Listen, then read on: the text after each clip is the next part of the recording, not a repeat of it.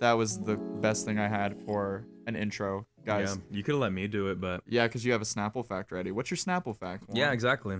Well, now that you get credit for coming up with the Snapple bit, let me read it to you guys.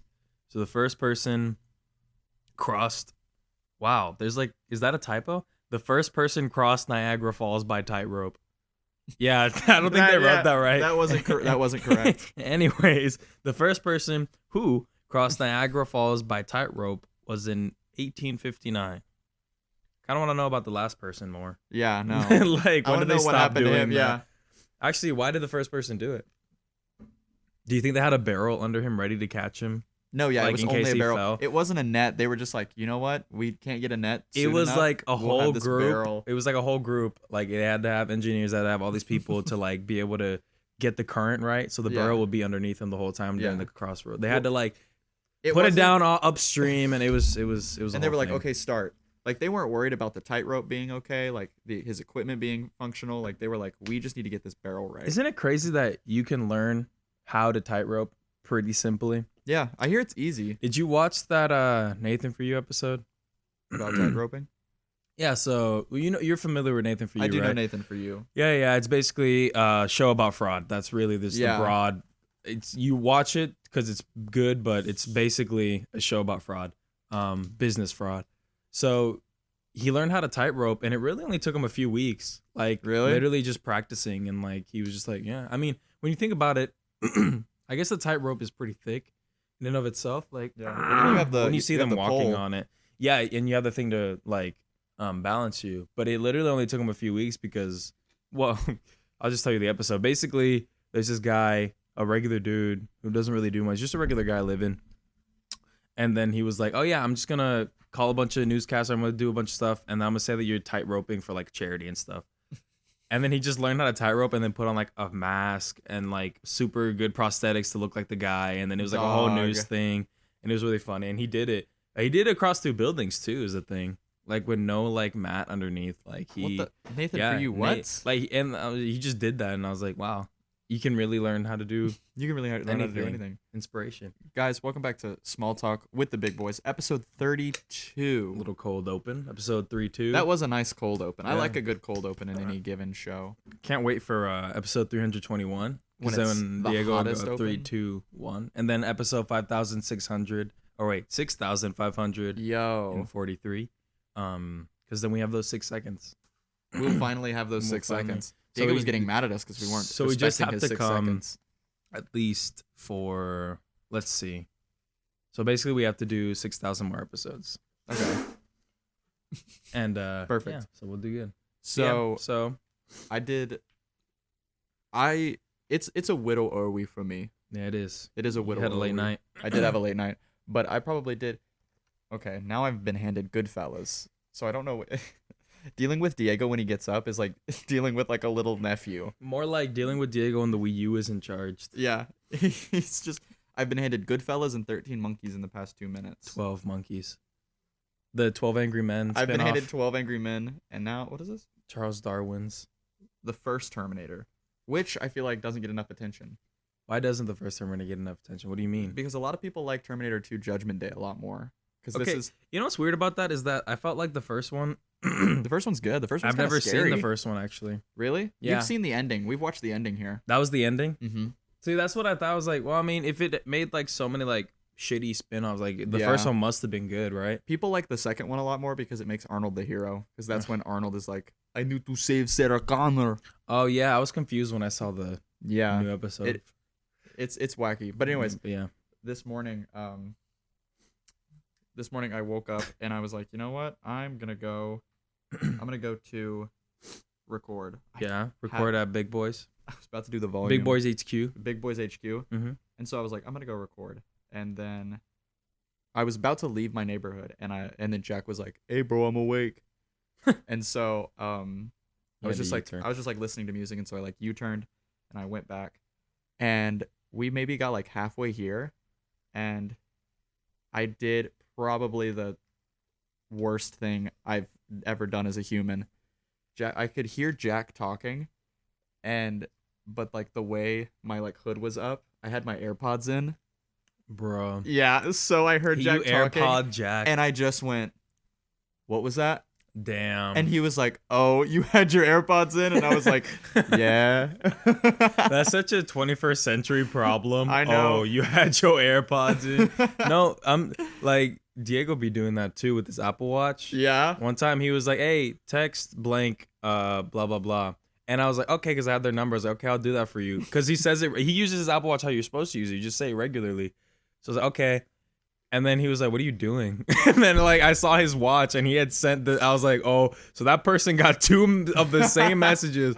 One saying, 'Oh, this is from Diego,' and one straight up from Diego." And I was like, "Damn, he got my ass." Bro, I'm starting to want an Apple Watch real bad. It's useful I think it would be useful for you cuz you live a really busy life.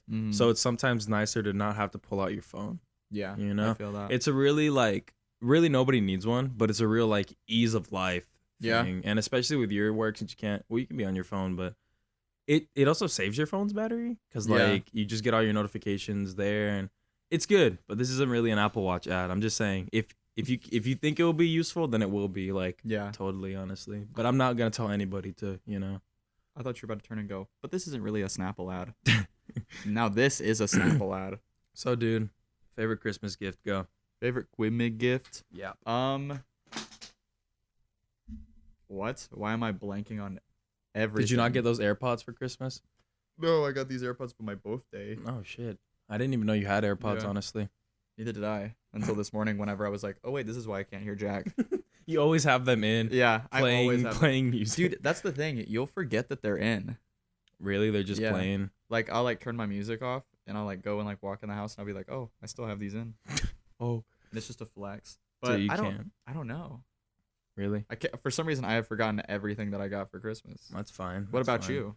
I got this really nice vinyl turntable. So I just got the first piece. I still need the speakers and amplifier, but that's coming up next just to complete the setup. And also I need a cabinet for it, et cetera, et cetera. I just blah blah blah. And I started my vinyl collection actually.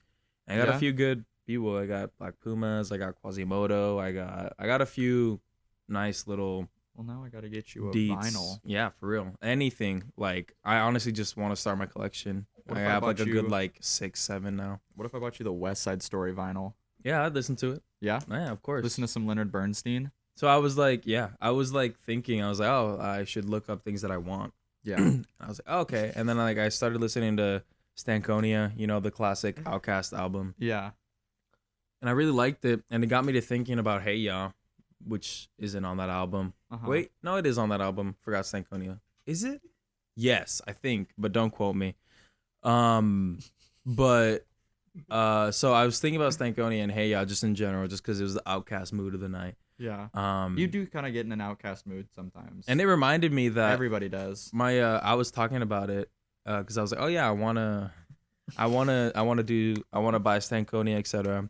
And I was talking about that with my coworkers, and then my coworker, who's like a little bit of an older fellow, he was like, oh yeah, when I used to like DJ, when Hey Ya like came out or whatever, he was like, I used to DJ and like I knew this was a hit, but the DJs and stuff would get the disc jockeys would get the vinyls beforehand. Oh really? So it hadn't had dropped yet, and he was playing in the club. And everybody's like, "Hey, turn it on!"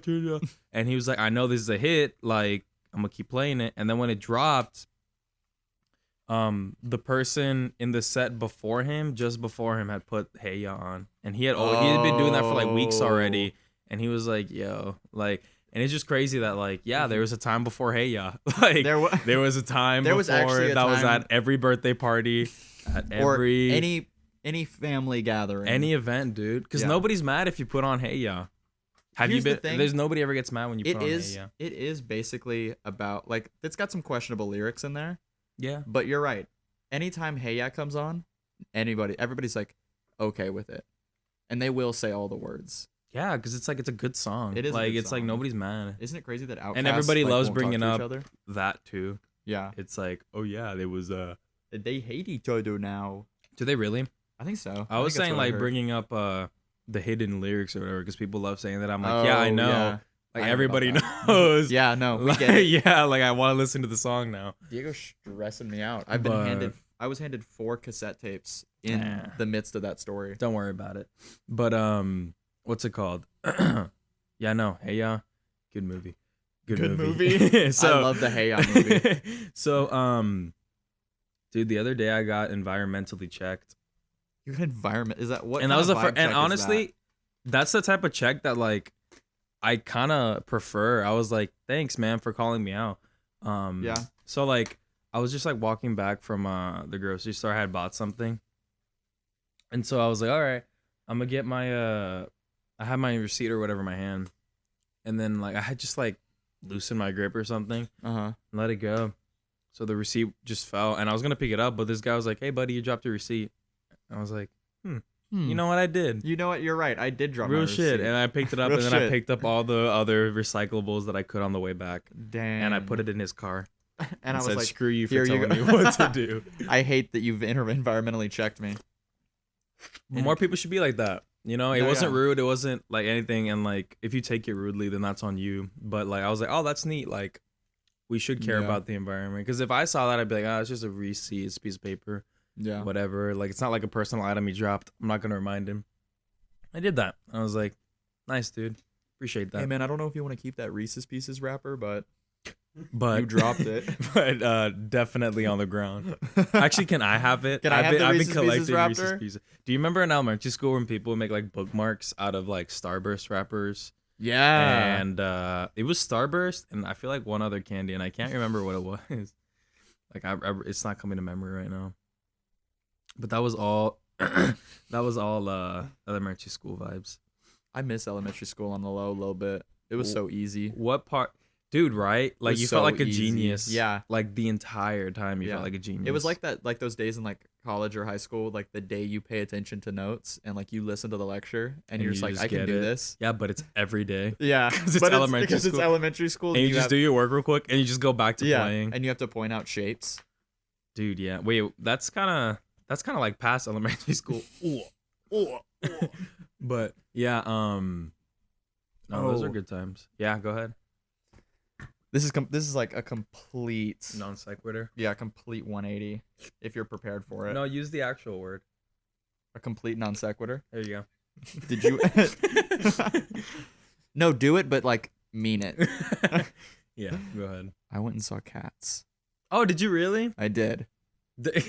So I'm actually like genuinely curious because like everybody's saying it's like, well, I don't know what they're saying actually. Aren't they saying that it's just like weirdly bad or like underwhelming? Okay. Or something? I don't know what they're. I went and saw it with another theater friend who he's done the show before. Cats. Yeah, and he really likes it, and I really like the show as well. But I'm gonna be honest with you, even with knowing a majority of the show and knowing like how it goes, I still didn't know what was going on in the movie. Really? Because they changed the plot to make it more movie. Because like the plot of the stage show is you're just meeting each of the cats. Yeah, and then they're at the end they like one of them gets chosen to die, right? Yeah. And then it's who is it? It's the Yeah, but what's her name? Do you know? Oh, Grisabella. There we go. Yeah. Yeah. But in this one, you follow. Are they still trying to do that though? Mm-hmm. That's still the main part of the story. But you follow Victoria the white cat and Jason Derulo. And you follow Jason Derulo. Actually, I showed up to the movie late. I walked in during Jason Derulo's number when they were CGIing his bulge out. Yeah, when they were getting his bulge out. If you put me on a visit, I'd rather have grouse. That's what he's saying. That's what he's saying. Anyways, they changed the plot. You're saying. But so you instead of just meeting each of the cats, you follow Victoria the white cat, who like this is her first time at the Jellicle Ball, and so she's just trying to get there. And she in the original one? She is in the original one. Okay. But while getting there, she meets all of the cats and stuff, and then she meets Idris Elba in cat. In cat form. That was when I was like, ooh, that's jarring. Really? Because most of the time you see Idris Elba, he's in like a trench coat, and you can kind of just see in his face that he's cat. But then at the very end, he's just in cat. And I did not like it. Damn. I was not for it at all. But some of the music was actually really good. I was surprised that a lot of the music was good. How was Rebel Wilson? Luckily, I missed Rebel Wilson, but that was the first thing my friend said when I sat down. He was like, "You just missed Rebel Wilson." Oh, does she not come back at all throughout the? She has like a little one-off lines, but it was just like you Rebel don't Wilson. meet. Yeah. So what did they change What's the difference between this one and then the musically? Musically, they added a whole new song. Oh, really? Which was weird because that is weird. You know how the way like the Cats music is, like people say it's odd because when Andrew Lloyd Webber asked to make it a musical, T.S. Eliot was like, "You can do that, but don't change any of the words." So that's why. Oh, really? I didn't know that. So that's why a lot of the songs in Cats sound very wacky, is because they're just his poems set to music. Oh, wow. But I mean, music is kind of just poems when you think about it. Yeah. But then in the movie they added Victoria has like a whole song, and it just feels weird because it's like an actual written song instead of the poem. They didn't follow the like. No. Dang, you'd think they'd go at least with the original like idea of the movie. Yeah, but it was like I didn't know what to think about it. I'm going to see it again, but so you can see the beginning. Yeah, but it made me want to do the show more because I've always really wanted to do Cats, and this just made me want to do it even more. Who would you want to be? I'd either want to be Skimbleshanks or Rum Tum Tugger. Quick synopsis on who Skimbleshanks is, because I know what Rum Tum Tugger is. I know who he is. Skimbleshanks is the railway cat. He's the one that comes in and he's like, "I work on the train." I'm not gonna look back at Diego ever again. Yeah, he's the guy that works on the train, and actually in the movie, his number was the best one. Oh, so you want the spotlight? I do want the spotlight. He had the best number in the movie. Well, damn. So you want to be a railroad cat? I do want to be a railroad cat. He had a little moment in the movie where he like was tap dancing, and the way it was started slow and it picked up, so it sounded like a train starting up. That's really cool. Really cool. That's really cool. It was so cool. Jeez. Did they fix? I heard that they're, did they fix the CGI? I don't know. I don't know if they're sending the fixed version out to theaters. I think they're just sending it to the Academy, like for Academy review. What? Yeah, I don't know. That doesn't make sense. It's not gonna win anything. Yeah, but like that's so dumb. Yeah. Like that's not the movie everybody else saw. Because I want to see Judi Dench's whole human hand. Literally though. Yeah, but dude, it was something. That's kind of all I can say is that it was something. It could have been worse. It could have been a lot worse. I hate seeing just obvious, not train wrecks, but like obvious, just like not planned things. Yeah. Cause like I remember when I saw it, I was like, oh, it came out, and I just thought, I was like, everybody must have had that realization. Cause when I thought about it, I was like, I didn't commit it to memory that it was coming out. I don't know if they even said the date. Probably did, but it just wasn't. I didn't see any commercials. It just wasn't advertised, and I was just like, the theater that we went and saw it to, it was the showing we went to was the only one, and it was like a 1:30 showing. Damn. Yeah, because they had Star Wars playing on like 3 screens, obviously. Oh yeah. Forgot about that. Still haven't seen that. I'm probably gonna miss it again, just like Last Jedi. I love Star Wars, and I've seen like every movie as they've come out. But I think I might miss Rise of Skywalker as well. You got to see how bad it is, though. I know, but I don't know if I want to pay the price of admission. Honestly, to go I'm see gonna. So The Last Jedi I haven't seen yet, and I know what happens, but I'm still gonna watch it. But it comes out on the Disney Plus on the 26th or something. Oh yeah, they have it so you can look at it, but you can't watch it. I know what you're talking about. I was like, okay, but maybe they'll put not the new one for a while, but maybe I'll watch it there when it does come out. Yeah. Oh my God. We were talking about derailing. They derailed the hell out of that story. Like, I don't think I think 3 different people worked on the 3 different movies and they just didn't talk with each other. No, what it was that's what it looks like. They're like, it feels like they started working on the second one. They're like, oh shit, I forgot about this stuff in the first one. And they're like, Then they're like, retcon. And then the third guy was like, yeah, I'm going to retcon that. That's what Diego was telling us, how like whenever they greenlit Force Awakens, they didn't know how it was going to end. So J.J. Abrams wrote Force Awakens. Rain Johnson wrote Last Jedi. And then J.J. Abrams wrote Rise of Skywalker. Oh, really? Yeah. Damn. My favorite thing, though, to come out of this new trilogy is John Boyega. And just his like Arc of Nothing. Yeah, but like he just like has almost zero regard for the Star Wars franchise anymore. Like, yeah, you mean he Harrison Forded it? He definitely Harrison Forded it. Harrison Ford must have been like, thank God I died in the Force Awakens. He was like, goodness, I'm so glad I don't have to do press for this movie anymore. The Force Awakens was like I remember when it came out, I was like Yeah, it was like, let's see thank you for showing me a new hope. Yeah, I was like, that. Yeah.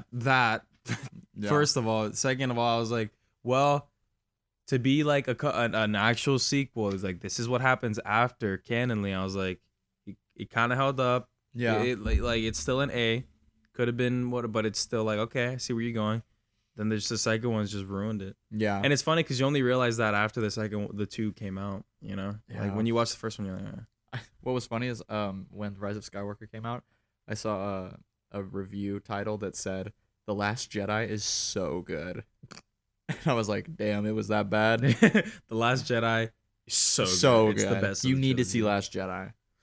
Do we want to introduce the boy I was gonna say, yeah, patiently sitting? He's been like chuckling the whole time. They must have been like, who's that third laugh? Who's that third chuckle? Let's go ahead. Intro. Burping. Guys, we have the one, the only, the murmuring Jackalus The sleeper awakes. The sweeper. The sleeper cell unit. We say one phrase and Jack wakes up. Spotlight. I haven't found the phrase yet. But hopefully one day he'll wake up. One day I'm going to say it and he's going to kill us. Warriors, Cat's musical cat would I be? What? I'm taking a BuzzFeed quiz without having to click anything. Perfect. Well, It's a okay. more personalized well, one. Okay. What's your favorite dessert? Damn. Oh, creme brulee. Okay. Pick an If I exotic can get it. pick an exotic location to vacation to. Jeez, can I go to Papua New Guinea? You can go to Papua New Guinea. And then Papua New Guinea eating a creme brulee. You white men took our cargo. You white men. And then what do you like to do on the weekends? This is just these are just BuzzFeed quiz questions. I like to play with my doggy. Then you would be Cat. You would be Cat. That would be Cat. And then Hell they're just yeah, like, brother. wow. They're sharing it on their They're Twitter like, and stuff. wow, he got it. Yeah. I would give you one, Jack, but I really don't know enough about him. I'd say maybe Bustopher Jones. Perfect. You would have fun. Bustopher. You would have fun with Bustopher Jones. I do think "Bombs Over Baghdad" is the best featured song in Cats. Stankonia. Bombs over back. You just like that upbeat, Yeah, and then the messed up lyrics. That's more me. You really like the that's confusing indie shit. that's the hey ya for fans of Outkast. In this post Hey Ya world we live Bombs in. over Baghdad. We really live in a post Hey Ya world. Yeah, no. So Bombs over Baghdad. Blah blah blah. So you start watching.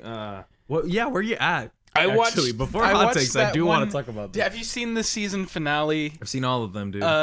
Where Don't test me. it's literally like a fucking film. Bill Gates, fake Bill Gates. How could I forget? The Bill Gates impersonator, who is obviously more fraudulent than Nate. Dude, 100. Nathan, not Nate Klingon. Yeah, not Nate for you. Nate for you is so fraudulent. It's a great little episode where I relate heavily to this Bill Gates impersonator because he's from Arkansas. Oh yeah, And he's like in his hearing house and he has all this like Razorback paraphernalia. Dude, that's like his thing, and he's Woo, like Pig showing it off. Suey. Yeah, he's like, yeah, I don't even remember his voice. His voice is he does not. He kind of looks like Bill Gates, but everything else about him is. He only kind of looks like Bill Gates. And Too. him and Nathan go on this whirlwinded adventure to go find his long lost love from high school. And it's the saddest thing my gosh. ever because It's called Finding Francis. and it's like even set up like a movie too. It's like they have like drone shots and everything. yeah, and then at the end Nathan For You hires that escort just to Yeah, hold his hand. just for him, yeah. And he's like smiling, and that's when I realized that was the only episode where I was like, is this a joke anymore? Like throughout the whole season and through all the episodes we watched, I was like, oh blah blah, this is obviously a joke, he's obviously a character. But that ending, I was like, what? Yeah, the girl what is was- like, there's like, this is obviously like a thing for the show. It's just a little joke. And Yeah, then- right? And then he's like, it doesn't have to be. Yeah, and then I was like, and then it ends, and then there's never gonna be another season ever again. I'm like, okay. Wait, was that what the tweet was last night about? Like No. they're not doing a. No, they just. I mean, he said this like a while ago. like he said that there's not gonna be a season 5. Like, yeah, Juan, I saw you were tweeting some pretty heavy stuff. Are you okay, man? Dude, it's sad that we're not gonna get a season 5 of Nathan For You ever. I can buy my Summit Ice. I can do everything I can to support it, but it's never gonna. I'm gonna be honest. When I was reading that tweet, I just saw Nathan and I was like, "What did I do?" He never calls me Nathan. And his like dumb Starbucks thing made like national news. Yeah, you can still find dumb Starbucks, and it's like bad business ideas that are good. And I feel like that's what makes it so good though, because he'll be on the local news so much. And one day he was just like, I want to make a viral video, and then he did it. Remember the pig episode? yeah, the one with the pig. I was like, yo. But he's really deconstructing everything. Yeah, and then Francis was married. Yeah, that was actually so sad. And he was just like, hey, no. The weird part was he was just like, he expected her to have the same amount of like wonder for him as he did for her. Yeah, and in that sense, I meant he was like, remember me? And he just wouldn't say his name. Yeah. He was like on the phone with her outside of her house. You really can't remember? Do you know whose voice this is? Yeah, it was really weird. And then he was like, and then she said, no, I really don't. And then when he said it, she was like, oh yeah, hi, how are you? But it was just so sad. And he was, I remember, wasn't he just like, I don't think I'm going to go in? Yeah, no, yeah. They didn't even end up like they spend the whole episode trying to find where she lives, and then they found where she lived, and then he was like, "It's better off this way." He's like talks really, and then he just ends up going out with the actress that they hired to play Francis. Yeah, in the event that he finds Francis. Yeah, that is what happened. He was like, "I think I'm gonna try my luck with this one." You have such pretty teeth. I don't understand how that happened because she was like into it too. She's like, "Oh yeah, I'll go out with you." He doesn't even change his voice when he's impersonating Bill Gates. He just goes, "It's the same." When we had our computers, there were no MacBooks. And I was like, okay, it's not a good. Oh, that was so good. Give me a hot take. Give me a question. Screw this podcast. Screw this. The Nathan For You cast. Ah! I got one. I guess. Would you accept 15 years of extraordinary happiness and fulfillment if it meant you would die at the end of the 15 years? Jesus. Real guys, shit. This has been Small Talk with the Big Boys, episode 32. And this is the end of this episode because we're reaching time. Guys, I'm Nathaniel Klingen. I'm Juan Lopez. Good night. Jack.